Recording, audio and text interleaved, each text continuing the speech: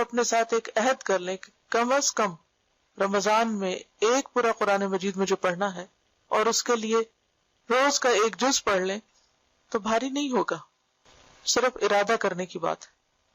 اور جب تک قرآن مجید پڑھا نہ جائے زبان پہ آتا نہیں، روا نہیں ہو سکتا. صرف پریکٹس ہی ایسی چیز ہے جس سے قرآن بہتر پڑھا جا سکتا ہے. جو پڑھے اسے سمجھ کر بھی پڑھے، اس حد تک تو سمجھ آئے کہ یہ کیا الفاظ ادا ہو رہے ہیں. یعنی اس چیز پر فوکس نہ کرے کہ میں رمضان میں 10 قرآن ختم کر لوں اور اس میں سے ایک لائن کی بھی سمجھ نہ آئے یا الفاظ بھی پورے ادا نہ ہو. تو اس کی بجائے چاہے آپ ایک پڑھیں لیکن اس کا حق ادا کرتے ہوئے پڑھیں. لیکن اس سلسلے میں ایک بات یاد رہنی چاہیے کہ حضور صلی اللہ علیہ وسلم نے فرمایا کہ لم یفقہ من قرأ القرآن فی اقل من 3، کہ اس شخص نے قرآن کو سمجھا نہیں جس نے اسے 3 شب و روز سے کم میں پڑھا. یعنی قرآن پاک کو بہت جلدی نہیں پڑھنا چاہیے اور بہت جلدی ختم نہیں کر دینا چاہیے. اس کو پڑھنے کے ساتھ کچھ نہ کچھ سمجھنا بھی ضرور چاہیے. تو اس میں سلف یعنی پہلے لوگوں کی عادت مختلف تھی. بعض ایک دن رات میں ختم کر لیا کرتے تھے، بعض ایک دن رات میں پورا قرآن ختم کر کے کچھ زیادہ بھی پڑھتے، اور بعض 3 دنوں میں ختم کرتے. دراصل جو پسندیدہ حالت ہے وہ کیا ہے؟ 3 دن، یعنی 3 دن سے کم میں نہ ہو. لیکن لوگوں کے مرتبے ہوتے ہیں، درجے ہوتے ہیں.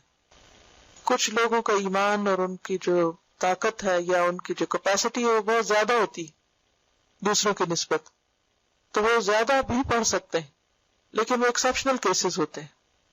لیکن عام رولنگ کیا ہے؟ 3 دن. بعض ایک ہفتے میں ختم کرتے. اسی لیے آپ نے دیکھو گا قرآن مجید میں 7 منزلیں ہوتی ہیں، 7 حصوں میں تقسیم ہوتا ہے، منزل اول اور ثانی اور 7 تک. بعض ایک مہینے میں ختم کرتے، اور ایک مہینے میں ختم کرنے کے لیے قرآن مجید کو 30 اجزاء میں یعنی 30 جز میں، پارز میں تقسیم کیا گیا، اور یہ اسی مقصد کے لیے، اور خصوصاً رمضان میں پڑھنے کے لیے. بعض ایک مہینے میں ختم کرتے کیونکہ وہ قرآن کے سمجھنے میں مشغول ہوتے، یعنی وہ تلاوت کم کرتے تھے. ایک جز ڈیلی جو ہے یہ منیمم ہے، کیونکہ وہ ذرا مصروف لوگ ہیں، اور مصروف کس میں ہے؟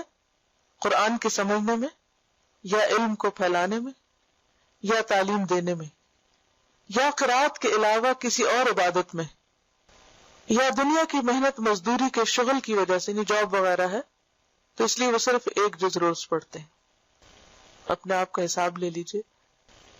بہتر یہ ہے کہ اتنا پڑھے جس سے اس کے ضروری کاموں میں رکاوٹ نہ پیدا ہو. ابن عباس رضی اللہ عنہ نے کہا، اگر میں صرف سورۃ بقرہ اور آل عمران پڑھ لوں اور ان کو ترتیل سے پڑھوں اور ان میں غور و فکر کروں تو یہ مجھے زیادہ پسند ہے اس سے کہ میں سارا قرآن تیز تیز پڑھ جاؤں. اور امام شافعی رمضان میں 60 قرآن مجید ختم کیا کرتے تھے، ایک دن کو اور ایک رات کو. اسی لیے تو وہ مختلف مسائل میں بہتر طور پر استنباط کر سکے تھے، یعنی کہ گہرائی میں سمجھ سکے تھے. ابن مسعود رضی اللہ عنہ نے کہا کہ جو قرآن ختم کرے اس کی دعا قبول ہوتی. رمضان میں اللہ سبحانہ وتعالی ہر رات کو جبریل کو بھیجتے تھے، ہر رات ملاقات ہوتی تھی. تو اس سے رمضان کی اسپیشلٹی دیکھیے اور قرآن کی دیکھیے. یہاں تک کہ رمضان گزر جاتا، نبی صلی اللہ علیہ وسلم ان سے قرآن کا دور کرتے تھے. تو یہ جو لفظ دورہ قرآن ہے نا، یہ بھی اسی سے نکلا ہے، یعنی مل کے جو قرآن مجید کو اس طرح سمجھنے کا کام کیا جاتا ہے کہ دہرائی کی جاتی ہے. ایک اور حدیث سے یہ پتہ چلتا ہے کہ آپ ہر سال جبریل علیہ السلام کو ایک بار قرآن کا نازل شدہ حصہ سناتے تھے، یعنی آپ سنایا کرتے تھے. اور وفات سے پہلے آخری سال آپ نے 2 بار سنایا. تو پھر ہمیں کیا کرنا چاہیے؟ تو قرآن مجید جو اتنی اہم کتاب ہے، جس کے لیے خاص مہینے کا انتخاب کیا گیا اور خاص رات کا انتخاب کیا گیا اور خاص فرشتے کا انتخاب کیا گیا اور خاص پیغمبر کا انتخاب کیا گیا اور خاص جگہ کا انتخاب کیا گیا، یعنی مکہ مکرمہ جہاں یہ سب اترا اور وہاں سے یہ روشنی پوری دنیا میں پھیلی، تو پھر ہمیں بھی اسے خاص اہمیت دینی چاہیے. رمضان میں آپ کی تلاوت عام مہینوں کی نسبت زیادہ ہونی چاہیے اور ہر روز ہونی چاہیے. بے شک رات آپ تراویح میں سنیں، لیکن خود بھی پڑھنا ہے. دن کو پڑھیں، رات کو پڑھیں، جتنا چاہیں پڑھیں. تو کرنے کا کام کیا؟ کثرت سے تلاوت قرآن. یعنی آپ کی ساری عبادات میں نمایاں عبادت تلاوت قرآن ہو جائے سارے کاموں میں. سلف صالح کے بارے میں آتا ہے کہ رمضان میں قرآن کی تلاوت کے ساتھ حیران کن محنت کرتے تھے، بلکہ وہ اس کے علاوہ کسی اور چیز میں مشغول نہیں ہوتے تھے. یعنی سب سے زیادہ ان کا وقت قرآن کے ساتھ گزرتا تھا. آپ دیکھ لیجئے کہ آپ کا وقت سب سے زیادہ کس چیز کے ساتھ گزرے گا. اور پھر یہ کہ تلاوت کا حق ادا کریں. صرف یہ نہیں کہ بس انگلی پھیرتے جائیں، پڑھ لیے اتنے صفحے پڑھ لیے اتنے قرآن ہو گئے. یہ تلاوت نہیں ہوتی خاموشی سے بیٹھ کے انگلی پھیرنا. تلاوت ہوتی ہے جس کے بارے میں قرآن مجید میں آتا ہے الذین آتیناہم الکتاب یتلونہ حق تلاوتہ اولئک یؤمنون بہ. بلند آواز سے پڑھیں، اونچی آواز سے پڑھیں. ٹھیک ہے اگر آپ کا منہ خشک ہو جائے یا تھک جائے تو تھوڑی دیر آہستہ پڑھ لیں، پھر آپ بلند آواز سے پڑھنا شروع کر دیں. وَمَن يَكْفُرْ بِهِ فَأُولَٰئِكَ هُمُ الْخَاسِرُونَ. وہ لوگ جنہیں ہم نے کتاب دی ہے اسے پڑھتے ہیں جیسے پڑھنے کا حق ہے، یہ لوگ اس پر ایمان رکھتے ہیں، اور جو کوئی اس کے ساتھ انکار کرے تو وہی لوگ خسارہ اٹھانے والے ہیں. اور پھر ایک ایک حرف کا اجر ہے، خوش ہو کر پڑھنا ہے.